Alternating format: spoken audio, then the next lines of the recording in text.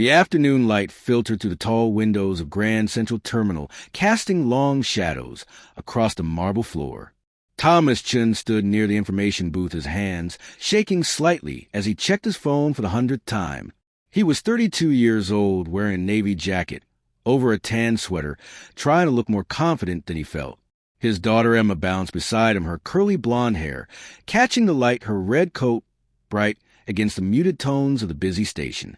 She was 7 years old and still believed the world was full of magic. "Daddy, when is Mommy coming?" Emma asked, tugging at his sleeve. Thomas swallowed hard. "Soon, sweetheart," he said, though he wasn't sure himself. His wife, Sarah, was 2 hours late. No calls, no messages. Just silence. He had $17 in his wallet and a maxed-out credit card. The medical bills from Emma's surgery last year had taken everything. They had sold the car 3 months ago. Now they took trains everywhere. Emma didn't seem to mind. She saw every trip as an adventure. Thomas checked his phone again. Still nothing. His chest tightened with worry. What if something had happened? What if Sarah had been in an accident? What if she had simply decided she couldn't do this anymore, couldn't handle the debt, the stress, the constant struggle? He pushed the thoughts away. Emma was watching him, her bright eyes full of trust. "I'm hungry, Daddy," she said softly. Thomas felt his heart crack a little. "I know, baby, I know." He had planned to buy them both sandwiches once Sarah arrived with her paycheck. But now he wasn't sure what to do. Near the east entrance, a woman sat on one of the wooden benches. Her name was Catherine Wells, though no one in the station knew that. She was 58 years old, wearing jeans and a soft blue sweater, her blonde hair pulled back in a casual ponytail. She looked like any other traveler waiting for a train. She carried a simple leather bag. Nothing about her suggested that she had built a software company from her dining room table 30 years ago, or that she had sold it last year for an amount that still didn't feel real. Catherine had spent the last decade working 16-hour days. She had missed birthdays and holidays. She had sacrificed relationships for conference calls. And now, sitting in this station, watching strangers rush past, she felt completely empty. Her therapist had suggested she take time to reconnect with ordinary life. So here she was, anonymous, invisible, lonely. She watched a young man with a little girl near the information booth. The man kept checking his phone. The little girl kept looking up at him with obvious hunger in her eyes. Catherine recognized that look. She had been that hungry once. A long time ago, before the company, before the success, before she had forgotten what it felt like to worry about money. The little girl suddenly turned and looked directly at Catherine. Their eyes met, and the child smiled. A pure, uncomplicated smile that seemed to light up the entire station. Then the little girl did something unexpected. She walked straight toward Catherine. "Emma, wait." The father called, but the girl was already standing in front of the bench. "Hello," Emma said politely. "Hello there," Catherine replied, surprised. "You look sad," Emma said with the brutal honesty only children possess. Catherine felt tears prick her eyes. "I suppose I'm a little sad," she admitted. "Why?" "I think I forgot how to be happy." Emma considered this seriously. "My daddy says when you're sad, you should help someone, and then you feel better. That's very wise advice." The father had caught up now, his face flushed with embarrassment. "I'm so sorry," Thomas said. "Emma, you can't just bother people." "She's not bothering me," Catherine said quickly. Emma reached into her coat pocket and pulled out a crumpled $5 bill. "You should get something to eat," Emma said, holding out to Catherine. "Food always makes me feel better." Thomas's eyes went wide. "Emma, know that's your birthday money from Grandma." But Emma was insistent. "She needs it more than me, Daddy."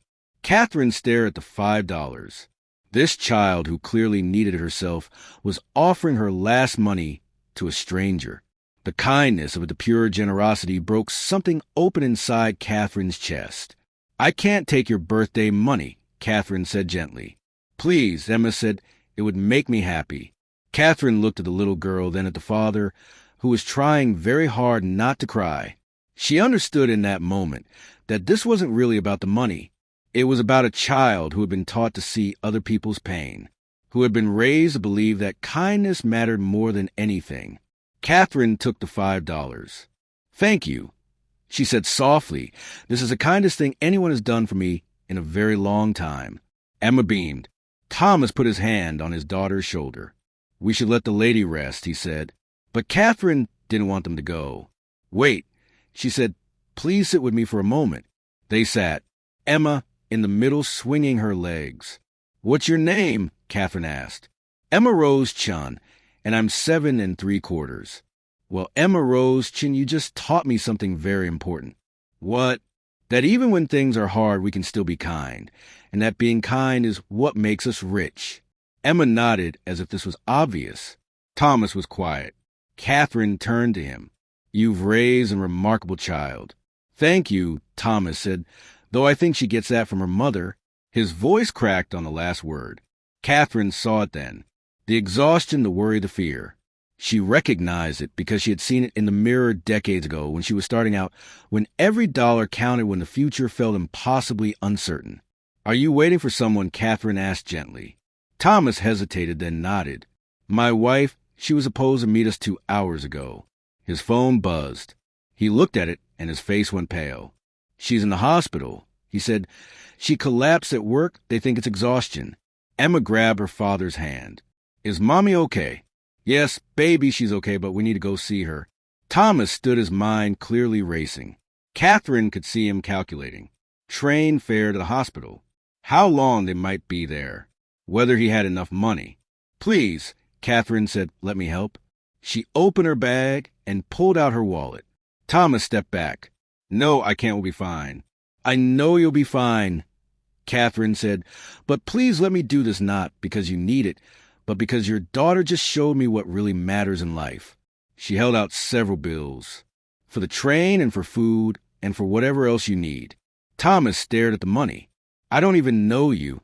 My name is Catherine, and years ago someone helped me when I needed it, and I never got to pay them back. So please let me pay it forward." Emma tugged her father's sleeve. "Daddy say yes." Thomas took the money in his hand, shaking. "Thank you," he whispered. "I'll pay you back, I promise." Catherine wrote her email address on a piece of paper. "Stay in touch." She said, "Let me know how your wife is." Thomas nodded, unable to speak. Emma threw her arms around Catherine. "Thank you for letting me help you," the little girl whispered. Catherine held her close. "No, sweetheart. Thank you for reminding me what matters." They left. Catherine watched them disappear into the crowd. Then she sat back down on the bench, and for the first time in years she cried. Not from sadness, but from gratitude. A 7-year-old child had given her last $5 to a millionaire, and in doing so had given her something far more valuable. A reminder that wealth isn't measured in bank accounts. It's measured in moments of connection, in acts of kindness, in the courage to see someone else's pain and try to ease it. Catherine pulled out her phone. She had work to do. Real work. The kind that actually mattered. 3 months later, she would start a foundation to help families struggling with medical debt. She would call it Emma's Gift. But that afternoon in Grand Central Terminal, she simply sat in the fading light and felt grateful. For a little girl in a red coat. For a reminder that the best things in life can't be bought. And for the gift of knowing that it's never too late to remember what really matters. If this story touched your heart, please like, share, and subscribe so we can spread more stories of kindness and hope. Leave a comment below about a time when a small act of kindness changed your day. Thank you for listening.